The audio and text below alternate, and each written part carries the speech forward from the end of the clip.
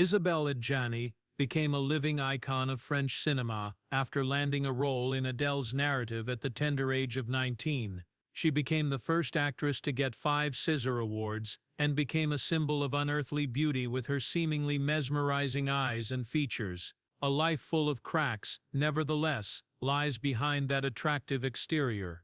At one point, suspicions of AIDS caused her to disappear from public view. Photographers at Cannes turned their backs on her. Her lover ran away when he found out she was pregnant. Her marriage fell apart. Her career was in shambles, and the public finally turned against her after she was charged with tax fraud. After a life of unending and unexpected sorrow, how did Isabelle Adjani, who went from being a film goddess to a symbol of suffering, manage to survive?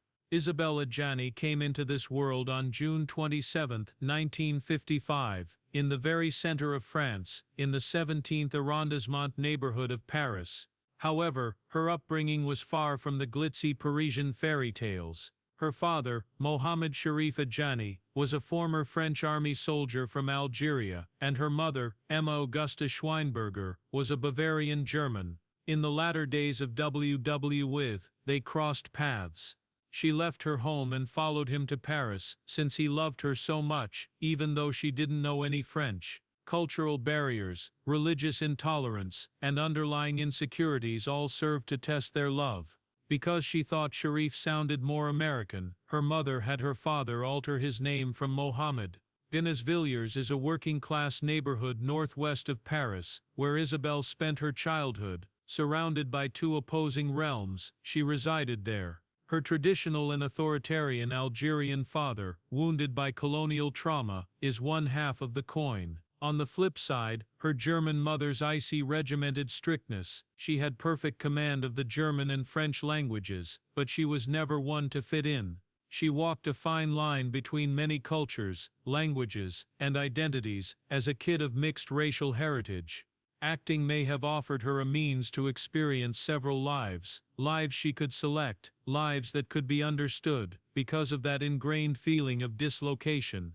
No child ever saw Isabelle as timid. She had a lot of inner power, was stubborn, and strong-willed even when she was little. When she was 12 years old, she won a school poetry reading contest and took her first stage performance, where she could assume the persona of whomever she wanted. Money was tight for her family. While her mom took care of the household, her dad worked at an auto repair shop. Her younger brother, Eric Adjani, went on to have a successful photography career. Unable to confide in their parents, the two became inseparable and shared everything. Eric passed away at the age of 53 due to a heart attack in February 2010. Isabelle was devastated. She said his passing was like a scar that would never go away. Years later, she still gets emotional just thinking about him. Isabelle's formative years were marked by unspoken suffering. Because of the rifts in her parents' marriage, her struggles with self-discovery, her inability to fit in socially because of her French accent, and the constant barrage of self-doubt. Despite her meteoric rise to fame, she was never able to satisfactorily address this topic. Isabelle Adjani may have begun her road of self-healing by assuming the identities of other women, immersing herself in their lives and emotions, and ultimately becoming one with them. Formal training was not Isabelle Adjani's path to acting. It seemed as if she had been handpicked by the artist. At the tender age of 14, she had her acting career launched with a supporting role in Le Petit Bougre in 1970. She portrayed Rosa, a young woman who develops romantic feelings for a coal delivery guy. Despite this being her first film role, director Bernard Toblin Michel was enchanted by her nuanced emotions and deep, watery eyes. Ironically, her remarkable theatrical debut would be accidentally eclipsed by the big screen parts that followed. Isabelle Adjani was initially noticed on stage, not in a movie. As a 17-year-old actress, Adjani accomplished what very few young performers do in 1972. She became a member of the most esteemed theater group in France, the Comédie Française. Despite the fact that the standard entry test for professional actors, the Conservatoire, had been a failure for her, even the most discerning critics in the theater industry were impressed by her despite her lack of formal training and education. Isabelle made her impact there in no time.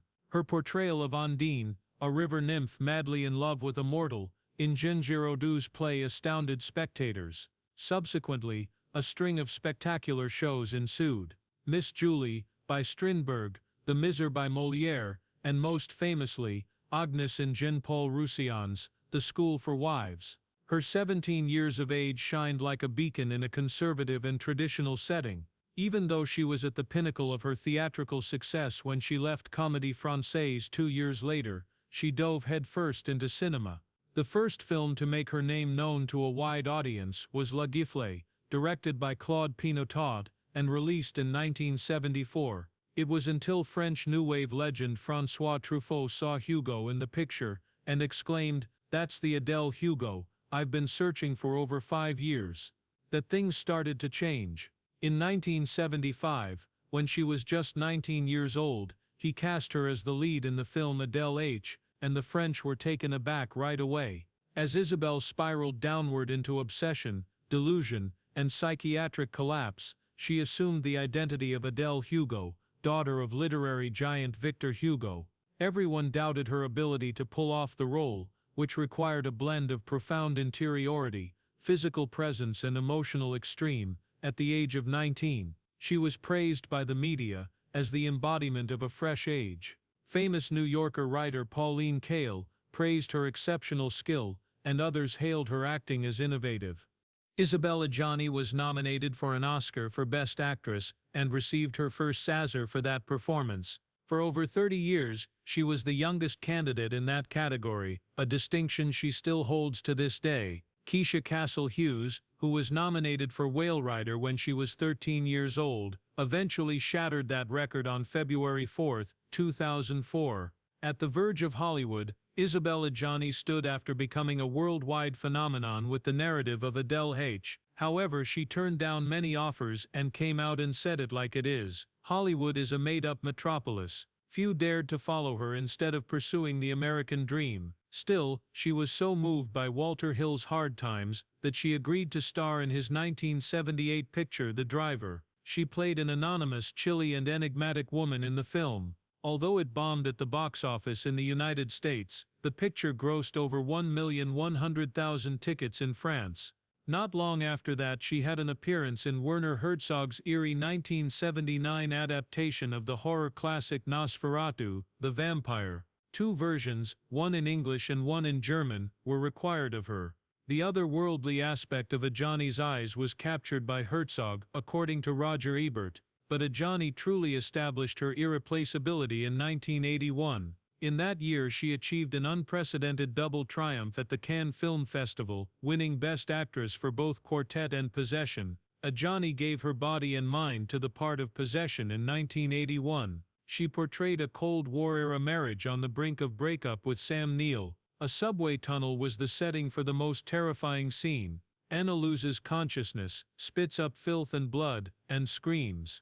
After the scenario only required 2 takes, Adjani isolated herself, stayed home, and tried to kill herself with a knife. Despite its failure, the endeavor served as the most glaring example of the cost associated with an iconic performance. She won her first César Award for the role she played in Anna. It wasn't simply a horror flick, it was a deep dive into forgotten human suffering and irrational behavior. An alluring and menacing lady engulfed in vengeance, Adjani made a triumphant return in 1983's One Deadly Summer. She won a second César for her role in the critically acclaimed play, Paul Marine. Adjani's record with Serge Gainsbourg sold over 1 million copies that year, marking an unexpected foray into music. Luc Besson elevated Adjani to the status of a new cinematic icon in France, thanks to his song video.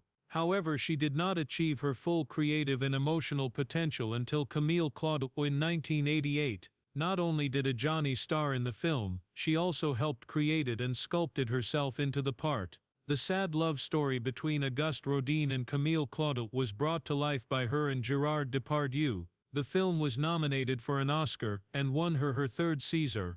Adjani won her 4th César for Lorraine Margot, 1998, for its historical accuracy and nuanced depiction of a woman. The epic tone, brutality and feminist imagery of the film demonstrated Adjani's mastery in any genre.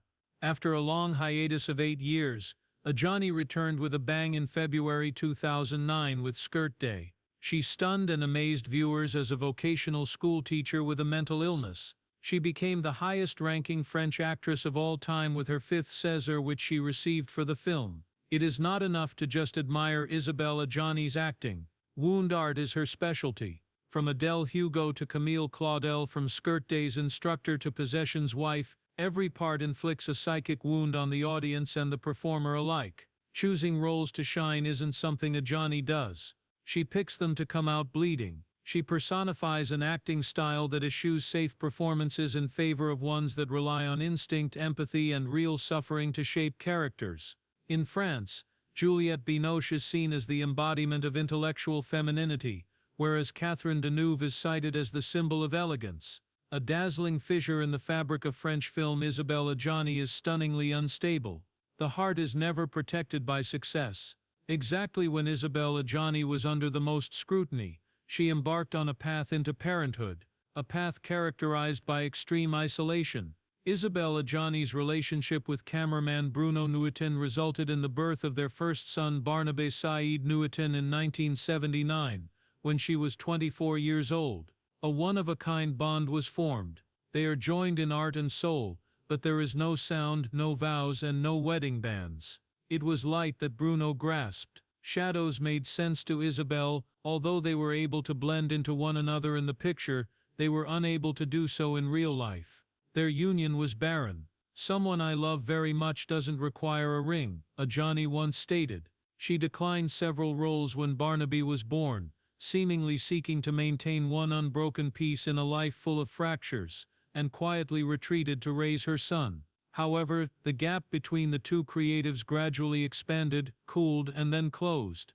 Curiously, Adjani was the one who subsequently asked Bruno Nuitin to direct Camille Claudel, a part that required her to thoroughly immerse herself, study sculpting, and play a lady whose insanity was fueled by love and abandonment.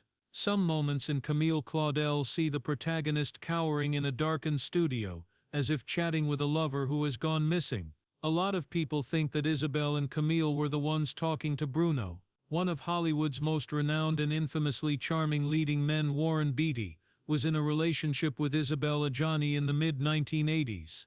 More than just a love meeting, theirs was a cultural watershed moment. She embodies the cinematic style of contemplative, melancholy France. He was the captivating leader of American film stardom, a man who had infamously caused great women in the profession to suffer heartbreak. Adjani found herself enmeshed in Beatty's universe.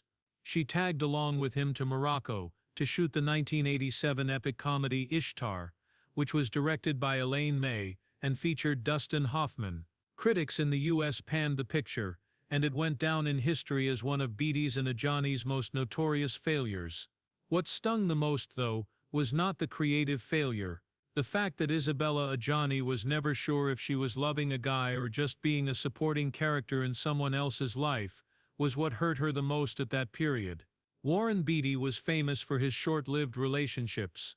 Adjani quickly learned that she was not an outlier, just like many other women before her. There was no grand farewell, just a peaceful departure. Her trust in love was shattered when she returned to France.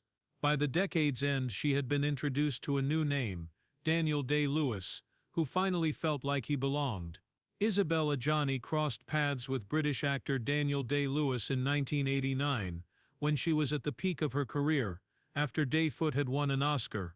He personified an unwavering commitment to his work, an air of mystery and coolness that Hollywood had never before seen. She had led a reserved life, revealing her emotions only when she had faith in a force she might refer to as fate, yet she was the most beloved actress in France, and a global icon for her unearthly good looks and impeccable acting, and she thought her fate was sealed with Daniel. For 6 years they shared a home. Isabelle gave him the whole heart and devotion of a wife, even though they never were married. Also, she loved Daniel's kid from a prior marriage, as if he were her own, and took great care of him. They were a family to her, and even if they didn't have a formal document, she saw nothing but love and sacrifice among them. Much like everyone else, Daniel adored her. On one occasion, he even went so far as to pen love letters to Isabelle and send them wrapped in wax, as if they belonged to a bygone era when passion was revered.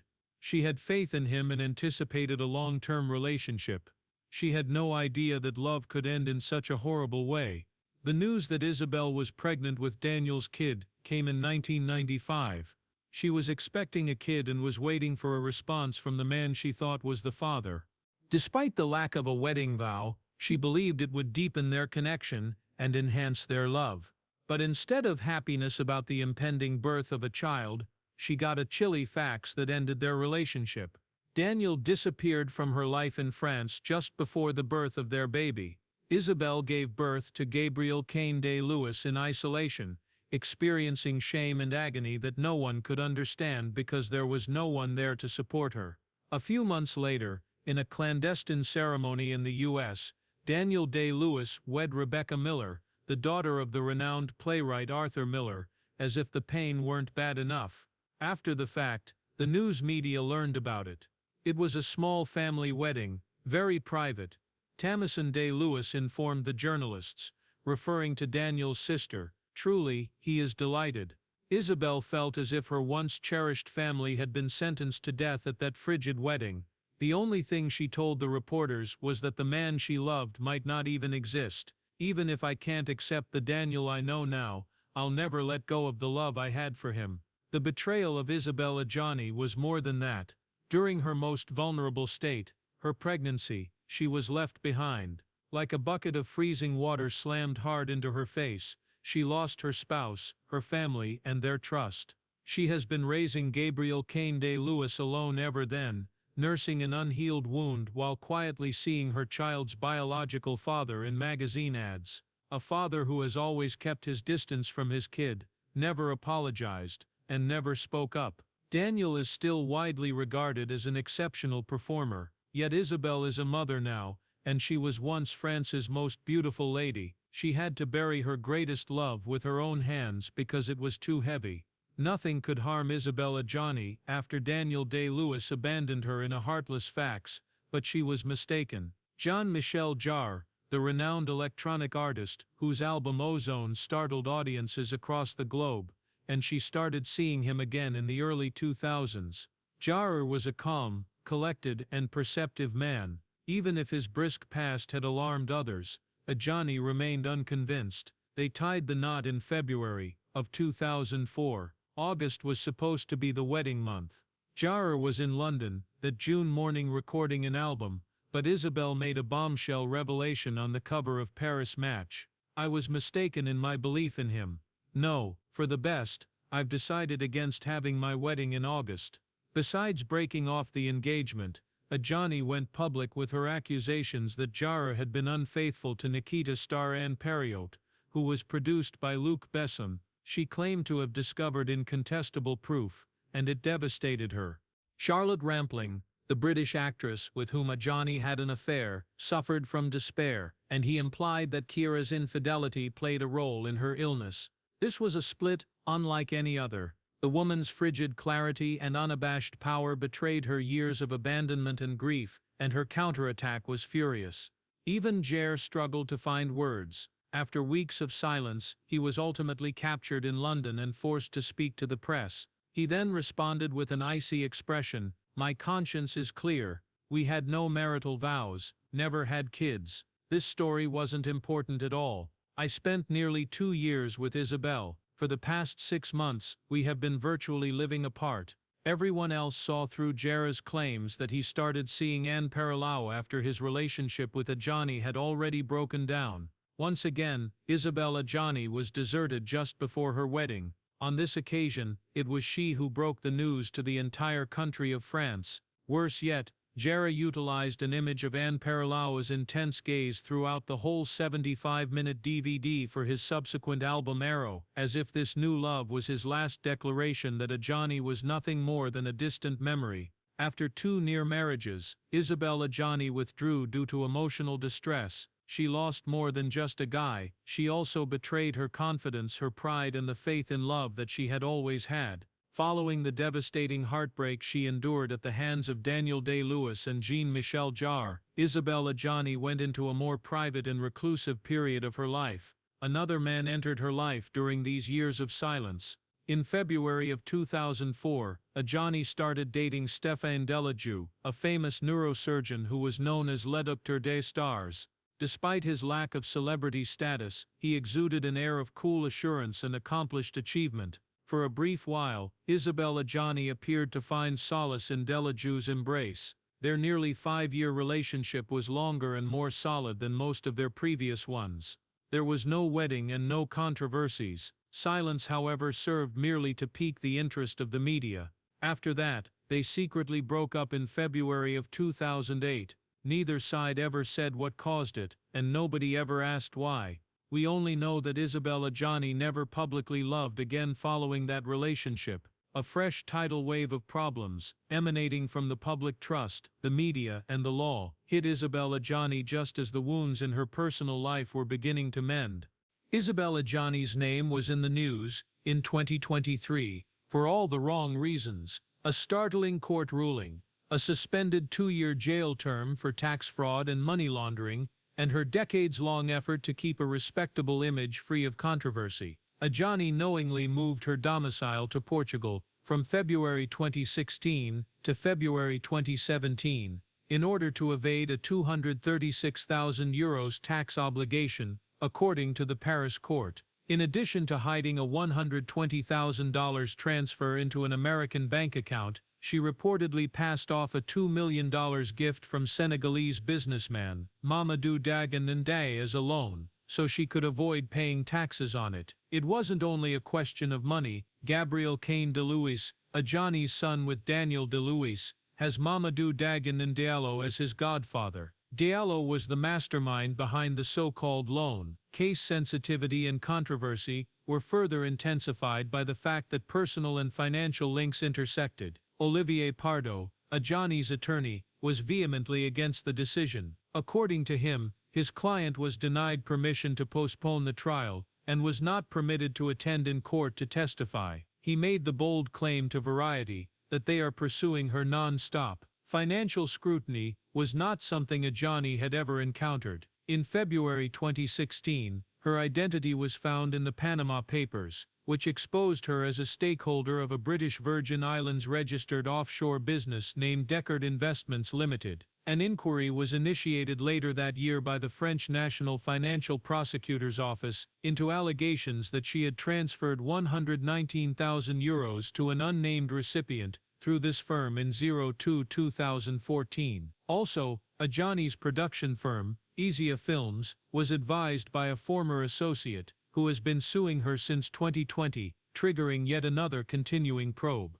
This one said she ran up more than €364,000 in personal expenses on the business credit card in only 13 months. The embezzlement case was refiled by Adjani. Isabelle Adjani said she was innocent despite mounting pressure. The €2 million she borrowed from NDI, she claimed, was a legal loan, and she was making payments on time. Mismanagement and dishonesty at her production firm, she said, added years of emotional pain to the whole mess. She had previously stated that money wasn't her thing, but the facts presented to the public and authorities gave the impression otherwise. The 2023 trial cast a long shadow on the career and public perception of a lady who was once revered as the irreplaceable symbol of French cinema, even if she has continued to be involved in significant artistic endeavors, such as Netflix series and foreign films. Despite enduring personal turmoil, grief prior to marriage and legal troubles, Isabelle Adjani's artistic brilliance, which she began to cultivate at an early age, remained untarnished. In that context, her impact on French and international film is immeasurable. At the time, her 2 Oscar nominations were the first of their kind,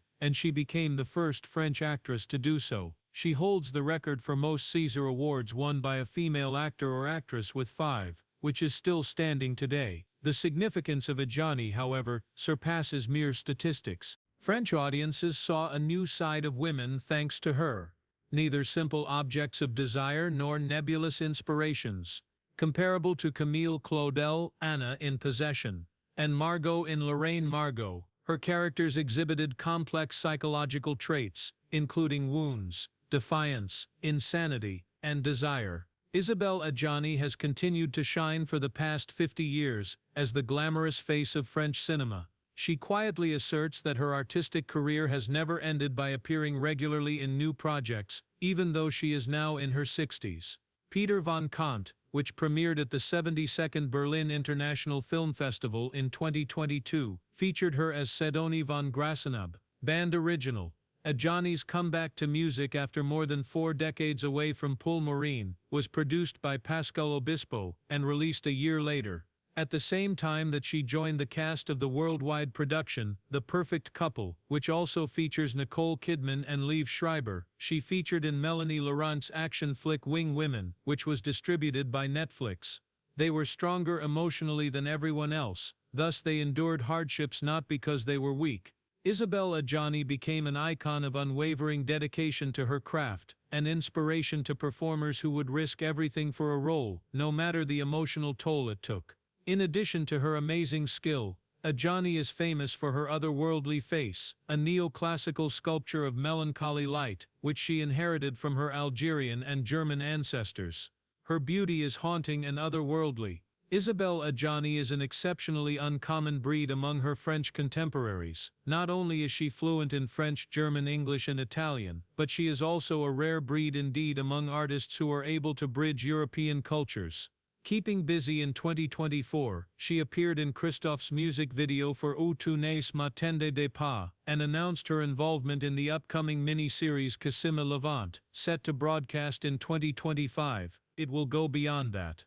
Adjani made her cinematic comeback in early 25's Natasha Presqu'audace de l'air, a comedy directed by Noémie Saglio, playing the part of Mona. This was her first foray into contemporary humorous roles. In the same year she had her first theatrical performance since Marie Stuart, in 2006 with Les Mers de l'Homme at the Festival de Carcassonne, marking a rare comeback to the stage.